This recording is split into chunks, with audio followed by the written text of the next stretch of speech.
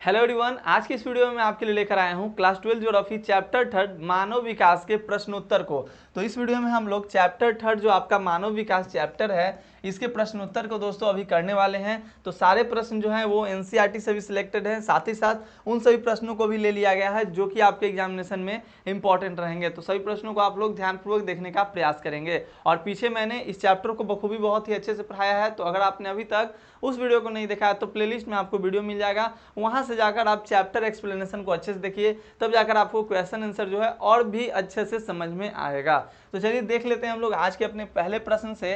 पहला प्रश्न जो है दोस्तों, देखिए पहला प्रश्न क्या कहता है साथियों कि सार्थक जीवन का अर्थ स्पष्ट कीजिए, यानी कि सार्थक जीवन किसे कहते हैं। चैप्टर का नाम है क्या, मानव विकास यानी कि ह्यूमन डेवलपमेंट। तो मानव विकास, इसमें दो टर्म्स बहुत मायने रखे थे आपके लिए, और मैंने आपको जब पढ़ाया तो उस समय मैंने आपको समझाया कि विकास और वृद्धि में क्या अंतर होता है, कि विकास किसे कहते हैं और वृद्धि किसे कहते हैं। ठीक है, तो उसी के दरमियान ये जो आपका यहाँ पर सार्थक जीवन के बारे में भी आपको पढ़ने के लिए आया था। तो अब देखिए टर्म्स आपका यहाँ पे क्या कह रहा है, प्रश्न है आपका कि सार्थक जीवन का अर्थ स्पष्ट कीजिए। देखिए सार्थक जीवन का मतलब क्या होता है दोस्तों, कहने का मतलब होता है कि वैसा जीवन, सार्थक जीवन का मतलब ये नहीं होता कि जीवन जो है वो दीर्घ हो, मतलब बड़ा हो। जीवन का कोई उद्देश्य होना जरूरी है, अर्थात लोग स्वस्थ हों, विवेकपूर्ण सोच सके, सोचकर समाज में प्रतिभागिता करें और वह उद्देश्यों को पूरा करने में स्वतंत्र हों। मतलब कहने का मतलब, सार्थक जीवन का मतलब होता है दोस्तों कि आपके पास कोई ना कोई, ये नहीं कि जीवन बड़ा है सार्थक जीवन उसको नहीं कहेंगे। सार्थक जीवन का मतलब होता है कि आपके जीवन में क्या होनी चाहिए, कुछ न कुछ उद्देश्य होने चाहिए, कि हमें कुछ ना कुछ करना है। समाज में जब रह रहा हूँ तो हमें किसी न किसी से प्रतिभागिता करना है। प्रतिभागिता कहने का मतलब कि आपको कंपटीशन करना है, सोचकर समाज में प्रतिभागिता करें, वह उद्देश्यों को पूरा करने में स्वतंत्र हो। अपने उद्देश्यों को पूरा करने के लिए आप क्या हो, स्वतंत्र हो। इसी को कहा जाता है सार्थक जीवन। क्लियर। तो सार्थक जीवन मैंने अच्छे से समझाया भी था, बस क्वेश्चन को टच करा देना है ताकि आपको ये ना लगे कि मैंने इन सारे प्रश्नों को नहीं किया है। क्लियर ना। देखिएगा सेकंड प्रश्न आपका है कि स्वतंत्रता में वृद्धि भी विकास लाने वाला सर्वाधिक प्रभावशील माध्यम है। मानव विकास की इस विचारधारा की शुरुआत किसने की। पढ़ाया था मैंने कि स्वतंत्रता में अगर वृद्धि होता है, इसे भी मानव विकास को ही दर्शाया जाता है, इससे भी मानव विकास ही दर्शाया जाता है। तो ये नोबेल पुरस्कार विजेता अमर्त्य सेन, अमर्त्य सेन कहाँ के निवासी थे, तो ये भारत के मूल निवासी थे। क्लियर। मानव विकास की अवधारणा पर दो लोगों ने बहुत अच्छे से काम किया था, दोनों अर्थशास्त्री थे। कौन, डॉक्टर महबूब उल हक, और ये दोनों क्या थे, और ये अमर्त्य सेन, दोनों कहाँ के थे, तो दक्षिण एशियाई के ही थे। दोनों में एक ही कॉमन था, एक पाकिस्तान के थे डॉक्टर महबूब उल हक, और दूसरे जो हैं आपके अमर्त्य सेन जो कि भारत के मूल निवासी हैं। तो याद रखिएगा, स्वतंत्रता में वृद्धि भी विकास लाने वाला सर्वाधिक प्रभावशील माध्यम है, यह जो है अमर्त्य सेन द्वारा कहा गया था। क्लियर। मानव विकास के प्रमुख केंद्र बिंदु क्या है, तो मानव का विकास आप किस चीज से देख सकते हैं, किस चीज से आपको पता चलता है, वो कौन कौन से फैक्टर हैं जो कि आपको मानव विकास के बारे में बतलाता है। तो किसी के स्वास्थ्य जो होता है वो मानव विकास को ही दर्शाता है। शिक्षा और संसाधनों तक पहुंच, जितनी भी रिसोर्सेज हैं ह्यूमंस के लिए, उन सभी तक अगर पहुंच हो रही है तो वही जो होता है वो मानव विकास को दर्शाता है दोस्तों। तो प्रश्न है कि मानव विकास के प्रमुख केंद्र बिंदु क्या है, ह्यूमन डेवलपमेंट का जो प्रमुख जो सेंट्रल जो पॉइंट्स है वो क्या है दोस्तों, तो आपके स्वास्थ्य हो गया, शिक्षा हो गया और संसाधनों तक पहुंच आपके जो हो गए मानव विकास के प्रमुख केंद्र बिंदु है। क्लियर ना। वीडियो क्लियर जा रही है सभी को, चलिए बहुत अच्छे।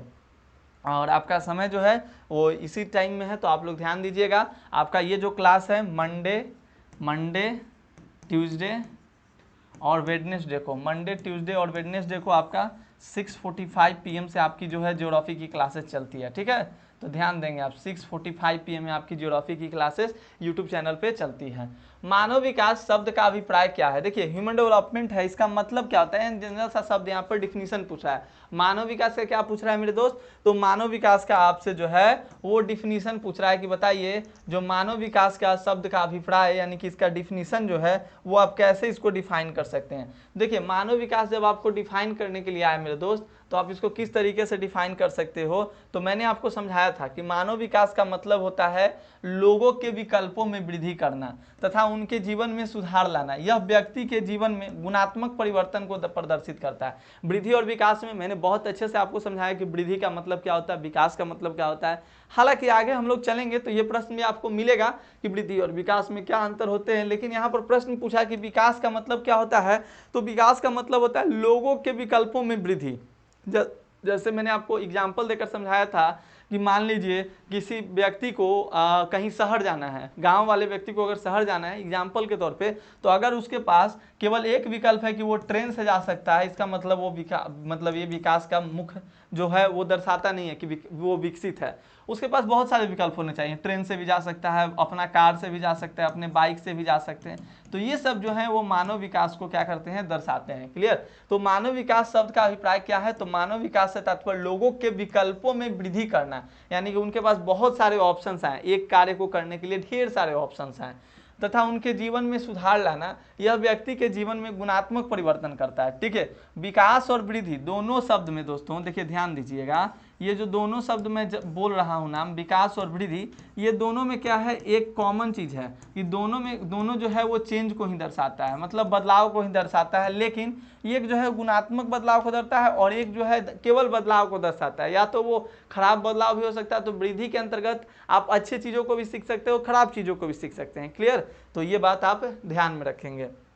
चलिए अगला प्रश्न हम लोग देख लेते हैं कि मानव विकास सूचकांक से आप क्या समझते हैं। ह्यूमन डेवलपमेंट इंडेक्स जो है वो क्या है, ह्यूमन डेवलपमेंट इंडेक्स से आप क्या समझते हैं, ये प्रश्न आपसे पूछा जा रहा है। तो मानव विकास सूचकांक एक मापक है जिसके द्वारा किसी देश के लोगों के विकास का मापन करते हैं। पढ़ाया था ना, मानव विकास सूचकांक के द्वारा किसी भी देश के लोगों के हम लोग विकास का क्या करते हैं, मापन करते हैं। कह सकते हैं कि किसी भी देश के विकास का हम लोग मापन करते हैं। उनके स्वास्थ्य, शिक्षा के स्तर तथा संसाधनों तक उनकी पहुंच के संदर्भ में किया जाता है। अभी मैंने बताया था मानव विकास के प्रमुख केंद्र बिंदु कौन कौन है, स्वास्थ्य, शिक्षा और संसाधनों तक पहुंच। तो स्वास्थ्य, शिक्षा और संसाधनों तक पहुंच जो है दोस्तों वो मानव विकास के प्रमुख केंद्र बिंदु हैं। और मानव विकास सूचकांक से आपका क्या तात्पर्य है, तो मानव विकास सूचकांक एक मापक है जिसके द्वारा किसी देश के लोगों के विकास का हम लोग क्या करते हैं, मापन करते हैं। क्लियर।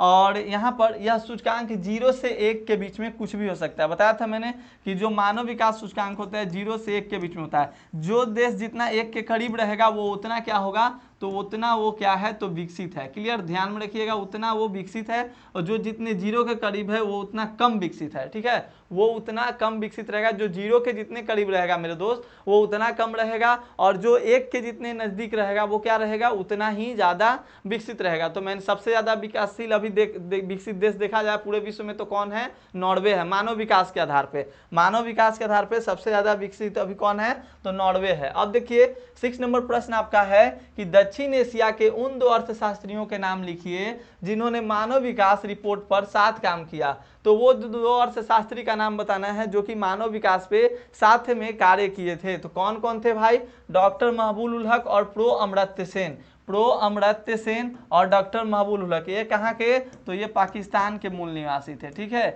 ये पाकिस्तान के और ये आपके कहाँ के थे, भारत के। क्लियर ना, तो याद रखिएगा। अगला देख लेते हैं, विकास और वृद्धि में अंतर स्पष्ट कीजिए। पढ़ाया गया है ऑलरेडी टर्म्स।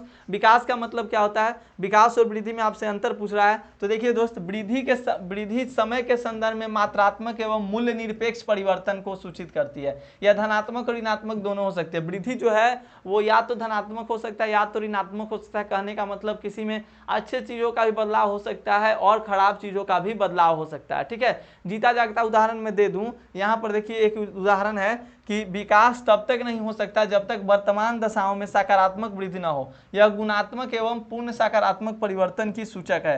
ये तो बताता है विकास के बारे में। दोनों का एक सटीक सा एग्जाम्पल है। मान लीजिए कि कोई एक क्षेत्र है, वहां पे लोगों की जनसंख्या बढ़ रही है। तो जब लोगों की जनसंख्या बढ़ रही है तो वो क्या हो रही है, वृद्धि हो रही है। लेकिन उनके रहन सहन में, उनके खान पान में, उनके जो भी वेशभूषा है उसमें अगर अच्छी बदलाव आता है तो उसको हम लोग क्या कहेंगे, विकास कहेंगे। मतलब लोगों की जनसंख्या बढ़ना दोस्तों वो विकास का एग्जाम्पल नहीं हुआ। जब लोगों के जीवन यापन में, जब लोगों की जीवन शैली में, जब लोगों के जीवन क्रम में क्या हो जाए, कुछ चेंजेज, मतलब आपको अच्छी चीजों का उन लोगों में चेंज आ जाए, अच्छी चीजों में बदलाव आ जाए, तब उसको हम लोग क्या कहते हैं, मानव विकास के अंतर्गत रखते हैं। देखिए विकास का अर्थ गुणात्मक परिवर्तन है जो मूल्य का सापेक्ष होता है, मतलब पॉजिटिव होता है, मूल्य का जिसका कोई अर्थ होता है। और यहाँ पर दिया गया है देखिए निरपेक्ष होता है जिसका कोई निराकार होता है, निरपेक्ष मतलब निराकार, कोई उसका आकार नहीं है, कोई वैल्यू नहीं है। अगला देखेंगे कि विकास का अर्थ गुणात्मक परिवर्तन से जो सदैव मूल्य सापेक्ष होता है, किन्हीं 3 तर्कों द्वारा इस कथन की पुष्टि करें। तो देखिए विकास तभी सार्थक माना जाता है जब तक कि वर्तमान दशाओं में वृद्धि हो, जब वर्तमान दशा में वृद्धि होगा उसी को विकास कहा जाएगा। क्लियर। अब देखिएगा विकास तब होता है जब सकारात्मक वृद्धि होती है, जब कोई पॉजिटिव चेंजेज होता है तब क्या होता है, तो विकास होता है। ये कब से मैं चिल्ला रहा हूं, परंतु केवल सकारात्मक वृद्धि होना ही विकास ही नहीं है। विकास उस समय होता है जब गुणवत्ता में सकारात्मक परिवर्तन होता है, अर्थात किसी स्थान पर यदि जनसंख्या बढ़ने के साथ साथ उसकी मूलभूत सेवाओं की व्यवस्था भी बढ़ जाती है, जब वह वृद्धि के साथ विकास कहा जाएगा। क्लियर। यही तो मैं अभी बता रहा था एग्जाम्पल के तौर पे, मैंने अभी आपको यही ना टर्म्स समझाने का प्रयास किया था, तो ध्यान दीजिएगा।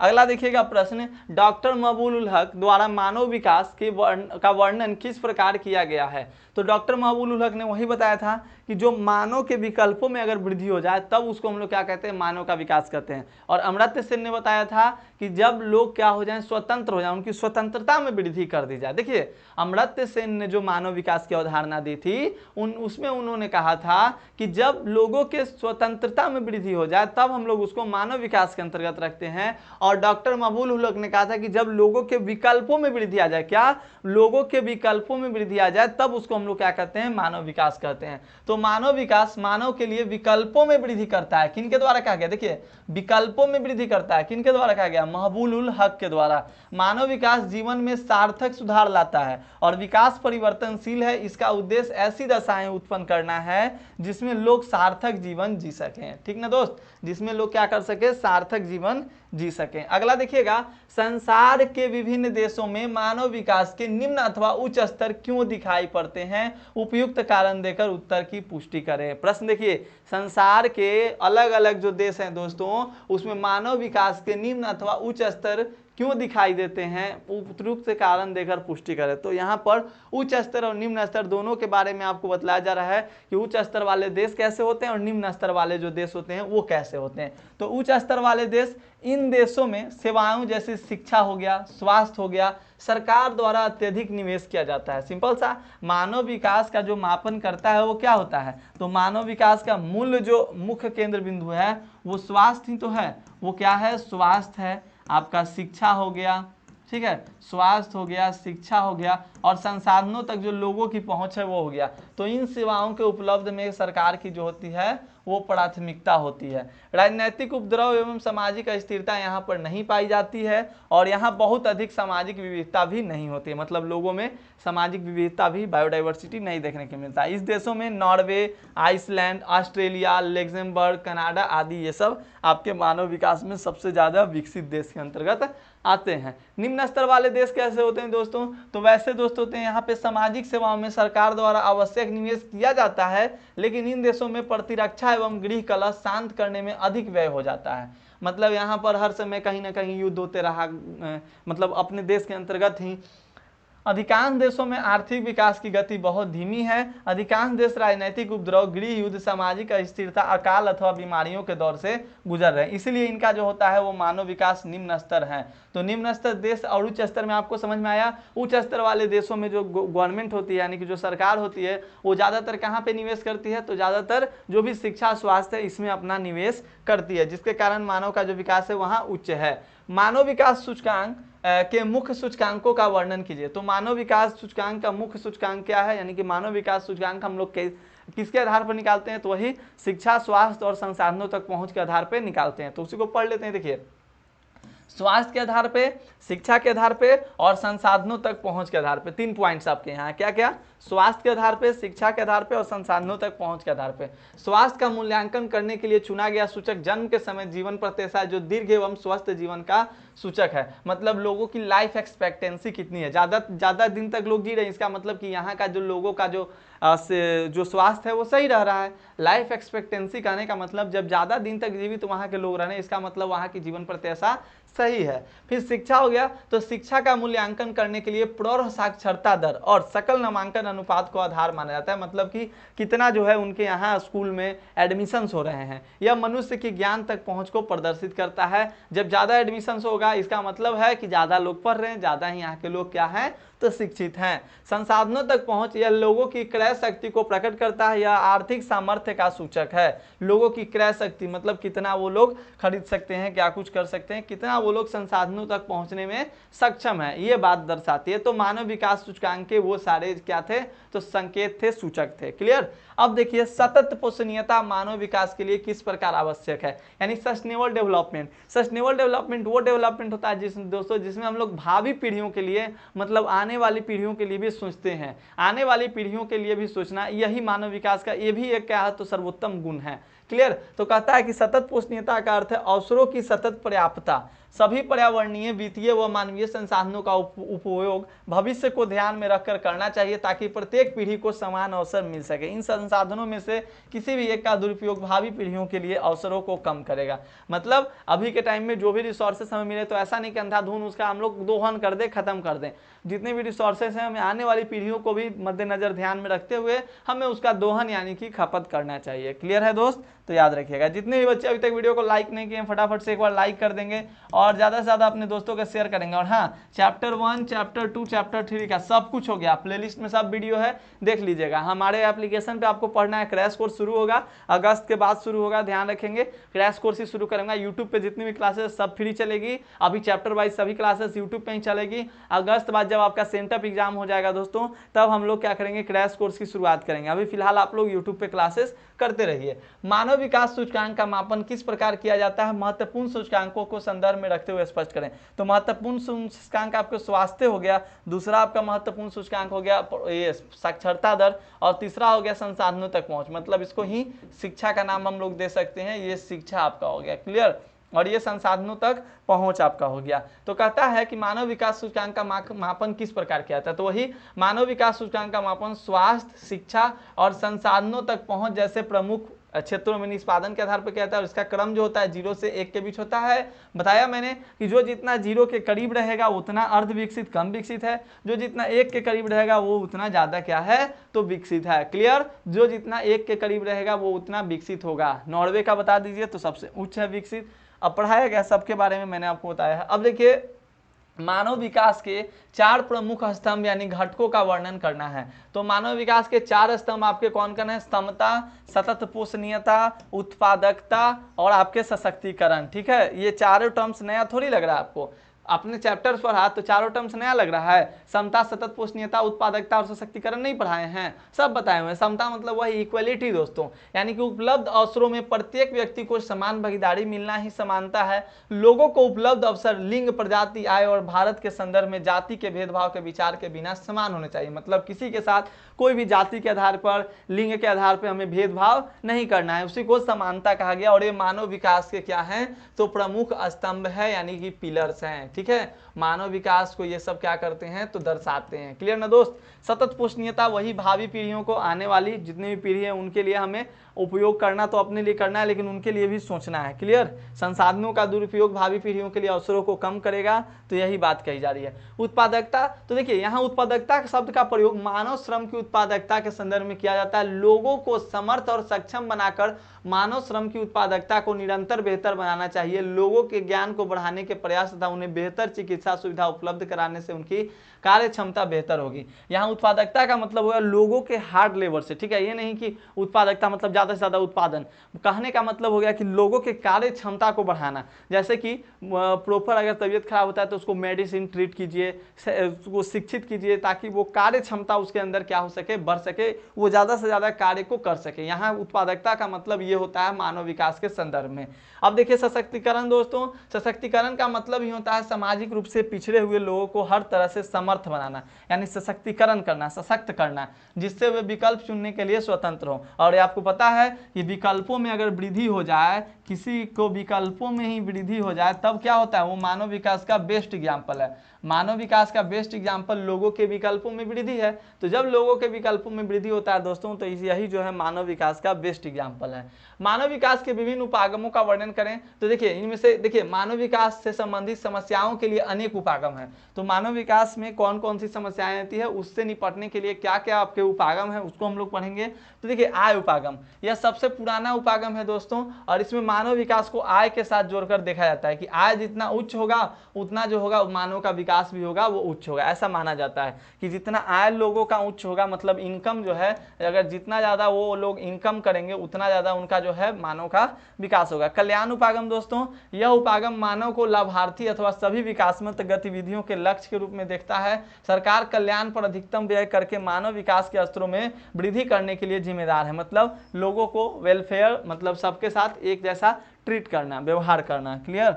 अगला देखिएगा आधारभूत आवश्यकता उपागम दोस्तों, जिसमें आपका वही आ गया 6 न्यूनतम, जिसको दिया गया था किसके द्वारा, अंतर्राष्ट्रीय ILO अंतर्राष्ट्रीय श्रम संगठन द्वारा दिया गया था। इसमें 6 न्यूनतम आवश्यकता, जैसे शिक्षा हो गया, दूसरा भोजन, जलापूर्ति, स्वच्छता, स्वास्थ्य और आवास की पहचान की गई थी। इसमें मानव विकल्पों के प्रश्न की उपेक्षा की गई थी, मतलब केवल 6 मूलभूत आवश्यकताओं को ही इसमें दर्शाया गया था, बाकी और मानव के जो विकल्प में वृद्धि होनी चाहिए उसका यहाँ पे चर्चा नहीं किया गया था। तो आधारभूत आवश्यकता उपागम भी आपके मानव विकास के उपागम के अंतर्गत आते हैं। क्षमता उपागम, इस उपागम का संबंध प्रो अमर्त्य सेन से, जिन्होंने कहा था कि लोगों के स्वतंत्रता में वृद्धि होनी चाहिए और क्षेत्रों में मानव क्षमताओं का निर्माण करना बढ़ते मानव विकास की कुंजी है।